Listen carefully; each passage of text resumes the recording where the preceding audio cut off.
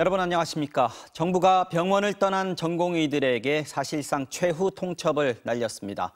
사흘 안에 복귀하지 않으면 수사와 기소가 불가피하다. 의사 면허정지 절차에도 들어가겠다며 시한을 못 박아 압박한 건데요. 의료계는 강경 자세를 굽히지 않고 있습니다. 김지인 기자가 전해드립니다. 이상민 행정안전부 장관이 주재한 의사 집단행동 중대본 회의. 이 장관은 의료 현장을 떠난 전공의들에게 오는 29일까지 돌아오라며 복귀 시점을 내걸었습니다. 대신 지난 책임은 따지지 않겠다고 밝혔습니다. 여러분들이 떠났던 병원으로 돌아온다면 지나간 책임을 일체 묻지 않겠습니다. 중대본 회의 직후엔 3월부터 수사와 기소 등 처벌이 불가피하다는 엄포도 나왔습니다. 법과 원칙에 따라 최소 3개월의 면허정지 처분을 위한 절차도 진행하겠다고 밝혔습니다. 면허정지 처분은 그 사유가 기록에 남아 해외 취업 등 이후 진로에도 영향을 미칠 수 있다는 점을 명심해 주시기 바랍니다. 이어 서울중앙지검과 서울경찰청은 수사 실무회의를 함께 열어 엄정하게 공동 대응하겠다고 강조했습니다. 경찰은 수사 대상이 이미 고발된 의사협회 핵심 관계자와 전공의협의회 집행부라고 지목했습니다. 정부는 또 의료법 논란이 일던 진료보조간호사, PA 간호사를 의료 현장에 투입하는 지침을 내일부터 시행하겠다며 전공의들을 압박했습니다. 현재 사직서를 낸 전공의들은 10,000명을 넘어섰습니다. 100개 수련병원 전공의 5명 중 4명이 사직서를 낸 셈인데 실제 병원 근무를 중단한 전공의들도 9,000명이 넘습니다. 정부에 접수된 의사 집단행동 피해 사례는 지금까지 227건에 달했습니다. 정부는 다만 응급의료기관 409곳 대부분이 정상적으로 운영 중이며 상급 종합병원의 외래 진료도 2.5%가 줄었을 뿐이라고 밝혔습니다.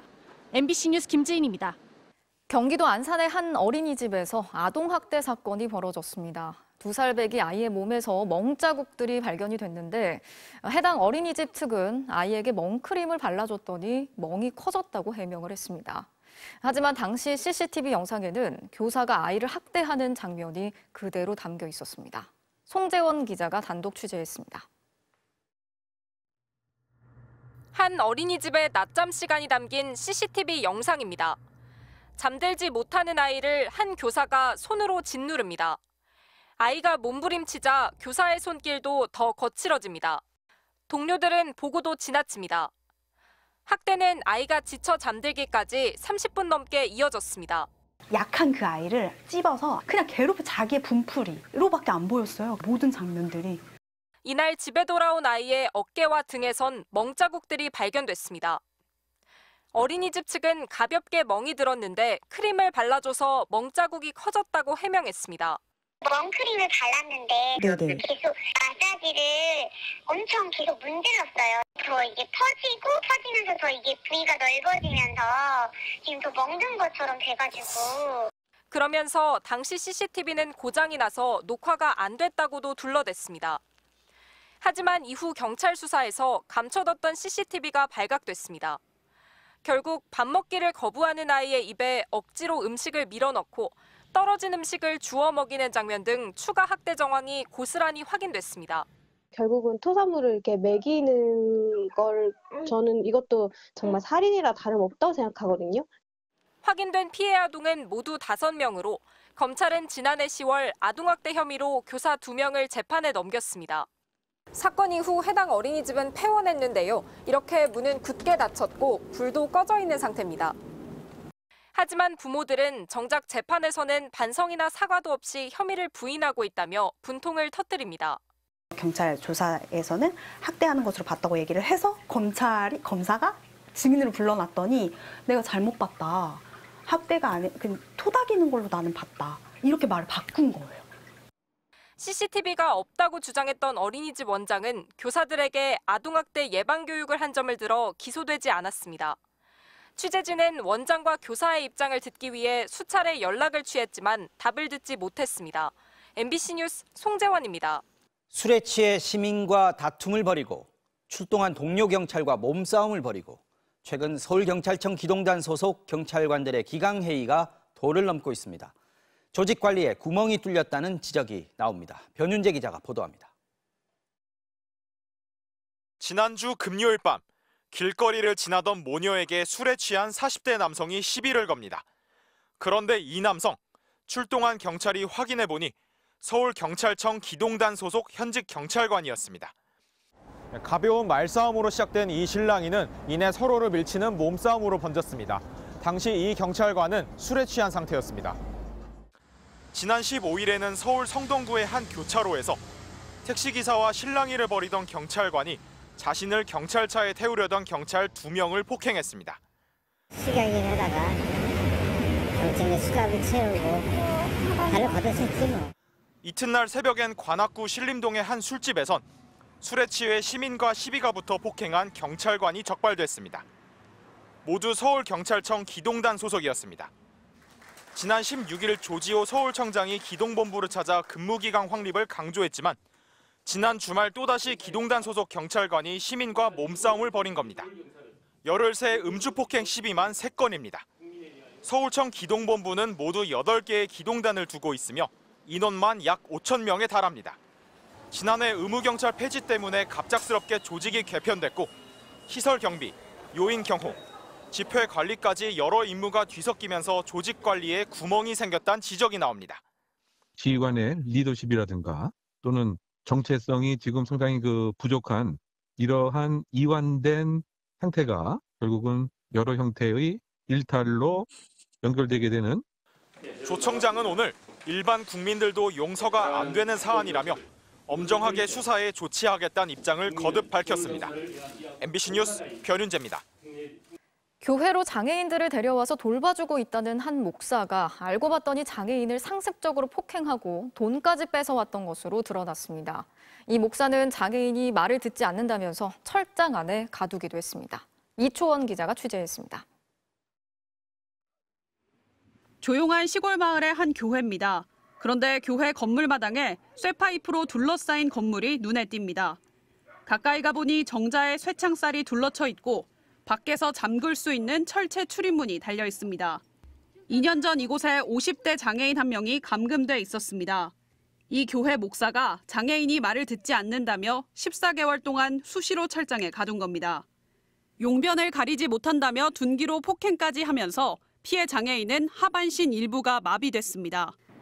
또 다른 60대 장애인은 혼자 지내는 자신을 돌봐주겠다는 목사 말만 믿고 지난해 교회에 들어왔지만 기초생활수급비 100여만 원과 현금, 카드 모두를 빼앗겼습니다. 저항하자 폭행은 이어졌습니다.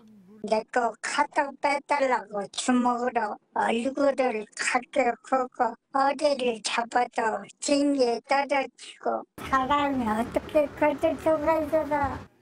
그렇게 2명의 장애인에게 갈취한 금액만 무려 1,000여만 원. 장애인 학대 혐의를 받는 목사가 있는 교회입니다. 보시는 것처럼 교회가 마을 깊숙이 위치해 있어 학대 사실을 인근 마을 주민들은 알기 어려웠습니다. 목사 부부와 장애인 6명이 함께 지냈는데 장애인을 치료하던 병원에서 몸의 상처를 보고 학대 의심 신고를 하면서 경찰 수사가 시작됐습니다. 저희는 장애인 학대 의심 정황이 있다고 보고 있습니다. 피해자들이 공통적으로 구체적이고 일관되게 진술을 하셨습니다. 이에 대해 목사 측은 훈육 차원에서 때린 사실은 인정하지만 상처는 넘어져서 생긴 것이라고 주장했고 철장은 자신의 딸이 놀기 위해 만든 시설이라고 해명했습니다. 목사님은 그 사람 기사거리 무지 많이 했습니다. 돈 먹이고 입히고 얼마나 많이 했는데 피해자는 우리예요. 경찰은 중감금 등의 혐의로 목사를 구속했고 추가 피해가 없는지 수사를 확대할 방침입니다. MBC 뉴스 이초원입니다. 민주당 대선 경선이 진행됐던 지난 2021년 당 관계자들에게 식사를 제공한 혐의로 이재명 대표의 부인 김혜경 씨가 재판에 넘겨졌죠. 오늘 열린 첫 재판에서 김 씨 측은 정치 검찰의 황당한 기소라면서 혐의를 부인했습니다. 반면 검찰은 김 씨가 식사 비용 결제를 지시했음을 입증하겠다고 맞섰습니다. 고병찬 기자가 취재했습니다. 이재명 더불어민주당 대표의 배우자인 김혜경 씨가 변호인과 함께 법원 앞에 모습을 드러냅니다. 김 씨는 민주당 대선 경선이 진행된 2021년 8월 서울의 한 식당에서 당 관계자와 경기도청 공무원 등 6명과 만나 10만 4천 원 식사를 대접하고 음식값을 경기도청 법인카드로 결제한 혐의로 재판에 넘겨졌습니다. 첫 재판에 앞서 김 씨는 말을 아꼈고 변호인은 정치검찰의 황당한 기소라고 주장했습니다.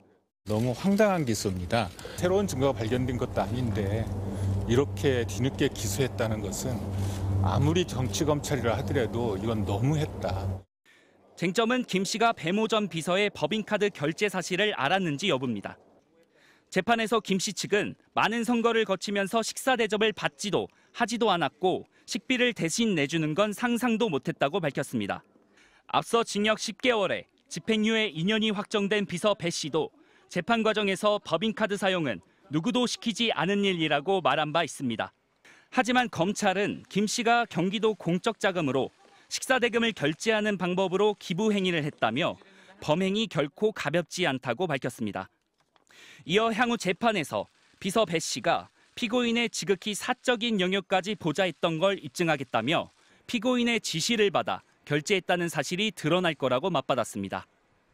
비슷한 시각 이재명 대표 역시 선거법 위반 혐의로 재판을 받으면서 핵심 증인에게 위증을 요구한 혐의로 두 번째 재판에 출석했습니다.